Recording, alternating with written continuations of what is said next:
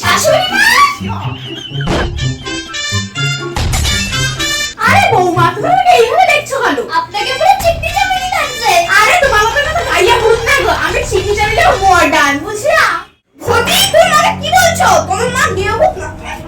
এক হুজুরে না হচ্ছে সবসময় আবার আর মায়ের মতো চলে আসে। রায় বাগিনী নরদিনী এখান থেকে যা। ভূতি এইভাবে আমার তোমাকে আমি দেখে নেব। কি বলতে এসছো? আমার গেও বৌমা আমাকে বলে উদ্ধার করো। আরে গেওই ভালো, আমি আপনার মতো তো চিকনি চামেলি না মা। শাশুড়ি মানুষ আবার চিকনি চামেলি। জানা দেখতে না গেও ভূতকে কাকা বানে কি ময়ূর হবে। আরে বাবা আমার ছেলেটা কোথা থেকে গায়ে ভূত এনেছে, হায় হায় ছি ছি ছি ছি ছি।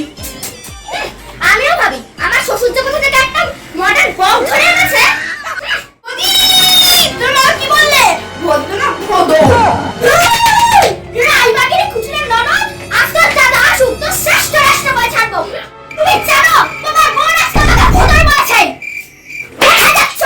উত্তর দাও। আজ এর একটা হেসরাস্ত করে ছাড়বো। বাড়িতে আমি থাকবো না, তোমার বোন থাকবে।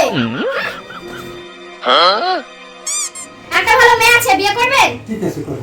আজ এর একটা হেসরাস্ত করেই ছাড়বো।